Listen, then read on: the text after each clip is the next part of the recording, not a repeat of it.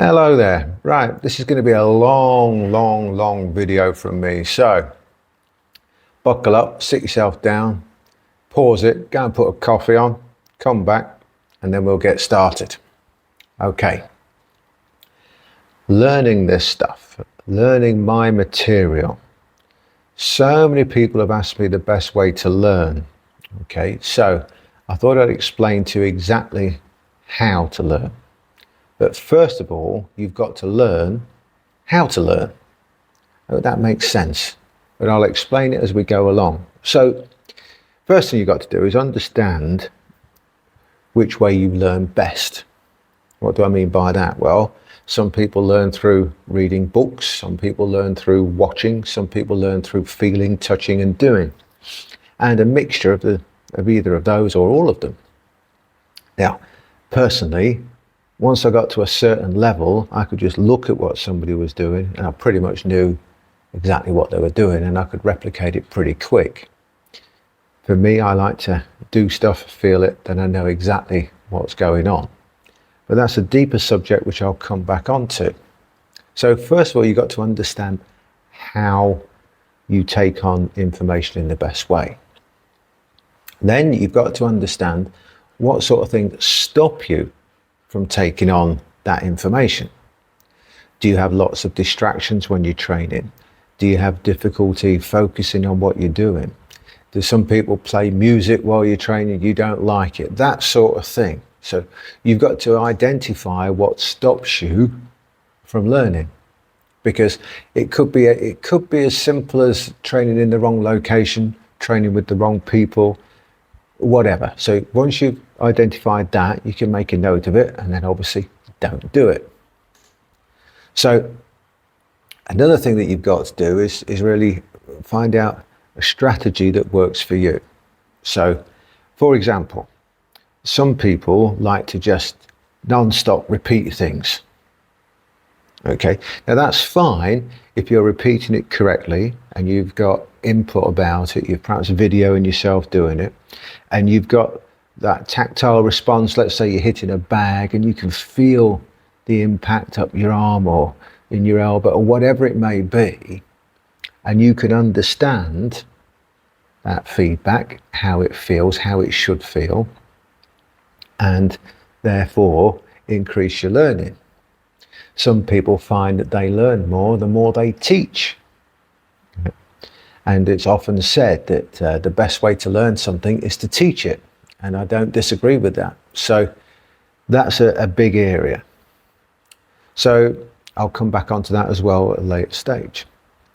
So when you're talking about learning, you've got to put yourself in an environment where you can truly focus. So you can be, when I talk about intensity, I've mentioned before about intensity in training and intensity up here, not just in the physical stuff that you're doing. So you've got to focus with intensity. So that means no interruptions, nobody coming up to you having a chat, none of this BS that goes on, you know, at weights gyms where people sit around on their phones chatting away, blah, blah, blah, and all that sort of stuff. You've only got so much time, and intensify the use of that time by focusing as sharp as you possibly can on the matter in hand. It's extremely important that you do that. And you've got to stay focused. You've got to concentrate your efforts. You've got to make sure that there's lots of ways for you to do that, whether that be to suddenly change up what you're doing, whether it be to suddenly do a new technique or a different technique. Anything that you find helps you maintain your intense focus and concentration on what you're doing, that's what you need to be doing. And like I said before, it's about utilizing that time, intensify the use of the time that you've got, because we're all limited by time. And let's say you work hard, you've got families to look after, you've got all these other things, a long commute to and from work. You can't afford to be wasting any time of your training. So you've got to manage that time as effectively as you possibly can and intensify the focus and concentration during those limited minutes or hours that you actually have to train. So one of the other aspects that I see people fall down on is that they don't know where they want to be. They just say, I want to be as good as I can, or I want to get better. Well, that's great. We all want to get better, and we all want to be as good as we can. But we haven't said, I'm, for argument's sake, you could do it in weight training, for example, easily. You could say my bench press at the moment is, let's say, 150 pounds. I'm determined to get to 160. And then when you get to 160, you could be determined to get to 170 and so on and so forth. So you've got a clear, defined goal. We find that in martial arts training, sports combat, all sorts, there's no clear, defined goals for most people. So they don't know what they're trying to achieve. They just know that they want to get better. Well, how much better? In what area do you want to get better? What do you want to get better at? So to use the analogy of weight training again, if your max bench is 150 and you're determined to get to 160, so your first step would be 151, then 152, 53, 54, and so on and so forth, because you've got a clear, defined steps towards where you want to go. And it's very simple once you break things down like that. So let's say, for argument's sake, you're looking at a jab, and you've got a good training partner, or you haven't, you've just got the back. Well, you want to concentrate on improving the accuracy of that jab. So you start off with a big target and get a smaller and smaller and smaller and smaller target until you can hit that tiny target with one little part of your knuckle as often as you want, so that you can then increase that accuracy, for example. And you've got to also figure out what parts of your training you need to focus on first. That's important. What parts of your training do you need to focus on first? Because most people don't know that. Most people just do, well, I'm good at roundhouse kicks, I'm going to do loads of them today. Or I'm really enjoying my kata, I'm going to do a load of kata today. Or I'm really good at, jab cross, I'm going to do loads of them today. That's not necessarily, is it, the best way to improve. Now, I've spoken before about drilling. You've got to drill as best you possibly can. So you've got to identify areas where you want to be drilling. So I would suggest that those areas that you identify are the areas where you're the weakest, the ones that you're the worst at, because they're the ones that you need to improve. Now, I always give this example. Let's say, for example, you're a professional fighter and you're orthodox, and you've got the most dynamite jab cross that anybody's ever seen. You're absolutely unbelievable at it. You're the best. And you normally train, let's say, for argument's sake, 3 hours a day. And you put 2 hours of that into that jab cross to maintain it where it is. But what you didn't realise is that 10 minutes or 15 minutes a day would maintain that jab cross. So if you've put, let's say, 2 hours, 15 minutes into that jab cross, when 15 minutes would have given you the same end result, you've wasted 2 hours of training. You've wasted 2 hours of drilling. You've wasted 2 hours of identifying a weak area, practicing it frequently, consistently, and incorporating it into your practice every single day to bring those weak areas up to where your strong areas are. And you see that all the time. I'm good at a jab, I'm going to keep doing it. Yeah, you're good at a jab, let's get something else better. You've got to find out how long it takes to maintain what you're doing if you're really good at it. Because you get this law of diminishing returns, don't you? You put in thousands of hours to only get a 1% increase. Whereas on something else, you might put in 10 hours to get a 50% increase. You understand what I mean by that, I know.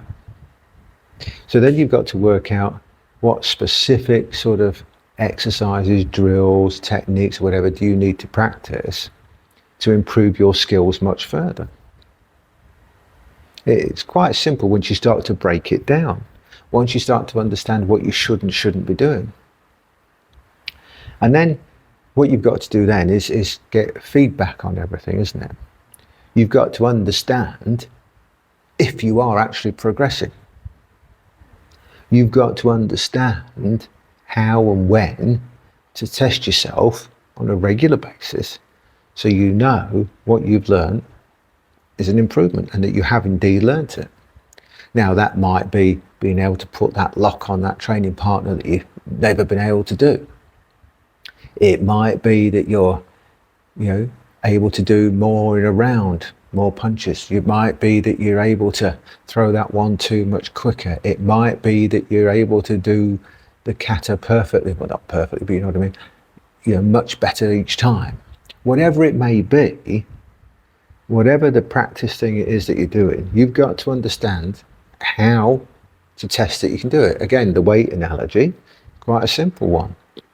If you're trying to get from 150 to 151, 152, 153, you've got to try to do 151 first, haven't you?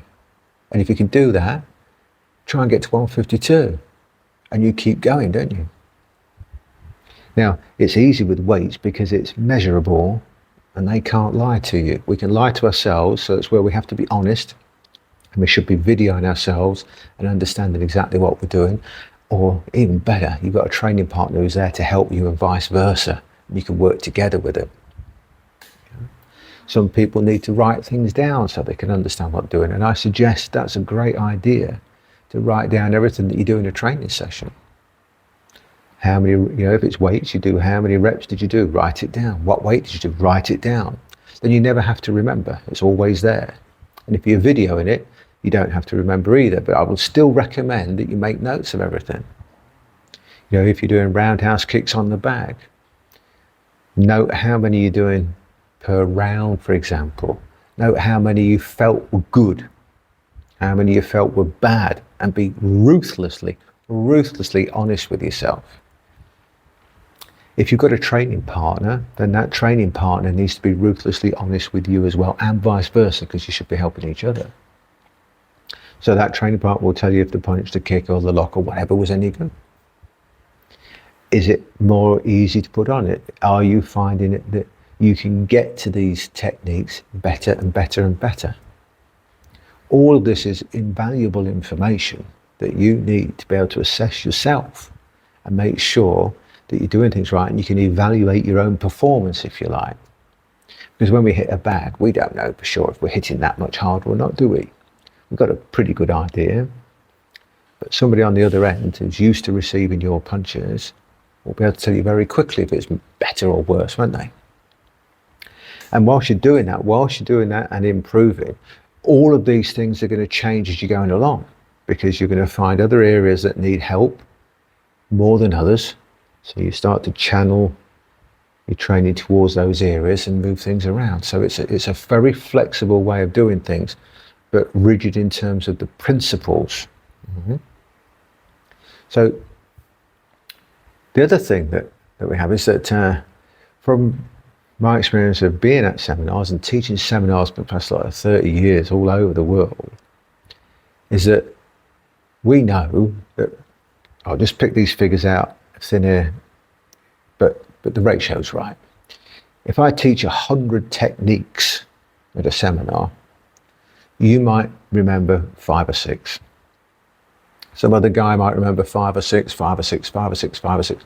It might be a different 5 or 6, but that's probably all you're going to remember.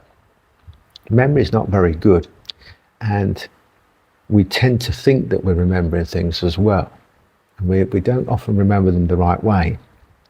So you've got to think of a way for you to remember things better. Now, this day and age, it's get your phone out and video it, because then you haven't got to have a memory, have you? And if you write it down, you don't need a good memory, do you? Because it's written down for you. Too many people rely on their memory, and the memory is no good. It can be fooled by you and by others. So don't rely on your memory. Rely on what's written down and what you've videoed and what you can feel.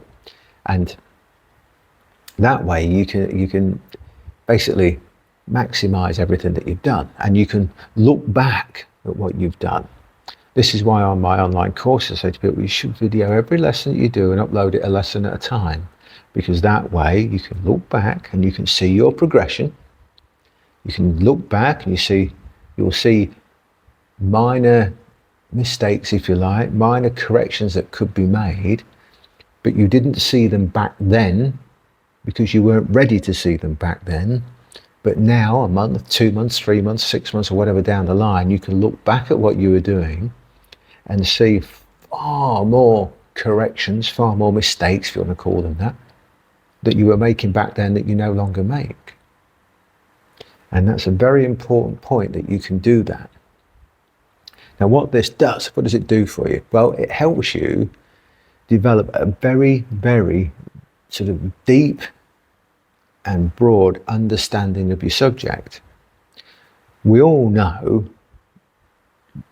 martial arts instructors all over the world, even pro fighting coaches, they don't have a deep, deep understanding of their subject in many cases. In fact, in most cases, they don't. They rarely rely on, what they think might look good at the time, intuition, if you want to call it that. They might rely on what they've been told in the past, therefore it must be the right way. And they haven't been able to analyse and work out for themselves. So they don't have the ability to look outside of what they've been taught, so to speak. They've got a very narrow, blinkered view of things. So even when they're shown something that works better, oftentimes they go, oh, we don't do it like that. We've all seen it, we've all heard it. It happens all the time. And I've seen it countless times over the years where we've taught things like power generation or something like that, and they've come in and they hit at X power after 20 years of training. After 20 minutes, they've doubled their power. They go, yeah, but it's not Shotokan, or yeah, but it's not Wado, or yeah, but it's not Taekwondo, so I can't go back to my club and do it that way. Crazy, crazy. So it then brings you on to, once you've got all this, you understand how to drill, you understand how to get better, you understand all of these things, you've got to test, haven't you? You've got to get outside the comfort zone. There's Asia, there's fly around. You've got to get outside your comfort zone, and you've got to test what you're doing. Now, some people test it in sparring, some people test it in fights, but you can test it in your drills, you can test it in many, many ways. Again, look back at the weightlifting thing. The only way to test to see if you can get to 160 is to what? Try 160.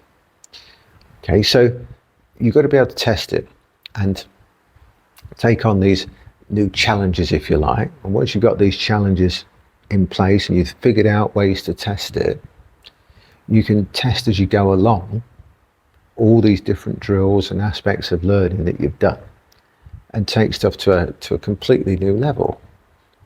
And then, whilst you're doing that, you're going to effectively find new ways to help yourself learn. Because as you experiment, if you like, as you test yourself, the feedback that you get from your training partner or from the bag or whatever it may be will immediately give you more ideas of how to test yourself and how to learn better. So all of these things that you do, they have this sort of a upward spiral of good effects. So as you get better, you learn better. As you learn better, you get better, and you find new ways to get better. As you find new ways to get better, you learn better, get better, and it all builds one on top of the other. And it's a fantastic way to learn. An absolutely fantastic way to learn. Now, some people then say, well, what's the best way after that? Well, the best way after that is to use that, and then of course to be mentored by somebody, because then you've got the personalized guidance. You'd have tailored training plans specifically for you to reach your goals, aspirations, targets, whatever it may be, so that everything is structured towards you. You've got, an expert's knowledge. You've got access to, decades of learning, understanding, principles, techniques, what's worked, what hasn't worked. Somebody who's gone through all the things that don't work so you don't have to. Gone through all the ways of learning that don't work so well so you don't have to. So what's taken me a year to learn can teach you in minutes. So you can really fast track and get an exponential growth on your learning and skills. Then you've got other things, you've got from the mindset thing, you've got the motivation and the accountability. Because once you're being mentored, you're accountable to that person. You've got to stay committed and motivated and get stuff done, because if you don't, there's somebody there having a moan at you. You've also got the fact that your mentor will give you instant feedback, instant correction, and constructive correction as well. Not just you doing that wrong.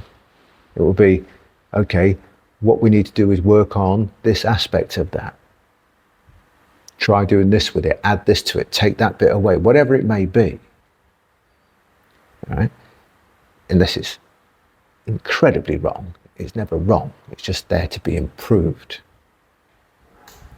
Then you've got other things, when you're being mentored, you've got the fact that you're not only on first name terms with me, for example, but you end up being on first name terms with a lot of other big names in the industry. And you get introduced to them, you're going to connect with them, you've got networking opportunities, whatever it may be, training opportunities, all sorts of things suddenly come to fruit. Then you've got the fact that your progress isn't going to be slow, is it? I've already spoken to you about the best way to learn. And that's for you as an individual doing it all on your own, like most of the time I had to. Admittedly, I had a couple of mentors along the way. And so my progress was like that, boom, and then boom, and up again. But that's, because I took the time to get a mentor and make sure in different areas. Right? So with a mentor, you're going to get, this accelerated growth. It's going to be an exponential learning curve, an exponential growth in your skills and abilities and all that sort of stuff. So there's loads to it once you do it that way. So then you've got to think about, some people want their qualifications. They want to be recognized and things like that. Well, that's great, because that's easily done through myself. Certifications are recognized throughout the world. Simple as that. It's just accepted. What, you got a black belt off him? Done. What, you're second down with him? Done. That sort of thing. Whether it be police training, security training, professional fight training, whatever, any certification from us is pretty much, that's it. It's accepted anywhere. Okay. And the fact that you'll be not only learning the skills, but you'll be learning how to teach those skills. And once you get to a certain level, you'll be certifying people yourself, won't you? And the fact that you're being mentored means that if your goal is to get to, third down in what we do, well, that's what we'll do. And everything will be about, constructing a true path and showing you how to do it and helping you get through it so that you get right to the bit that you're after doing, whatever it may be. It could be several areas, it could be one area, whatever. And, when you're being mentored, the style of teaching will match your style of taking on board information, your style of learning.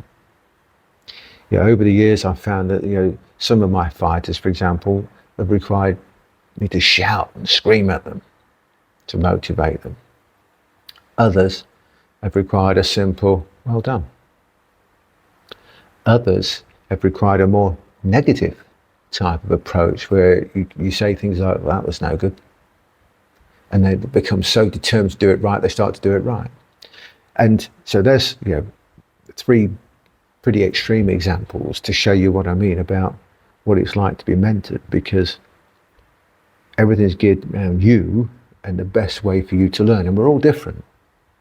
And what floats your boat in terms of taking on skills, taking on information and learning may not float somebody else's. So my job as the mentor is to make sure that I help you in the best way for you. Right? And then it's basically helping you to achieve, get your full potential, get the goals that you want, whatever it may be. There's loads of other things that you get from being mentored as well. All the other bits about confidence and this and that and the other. And of course, that's all part and parcel. But that comes from the work that you put in.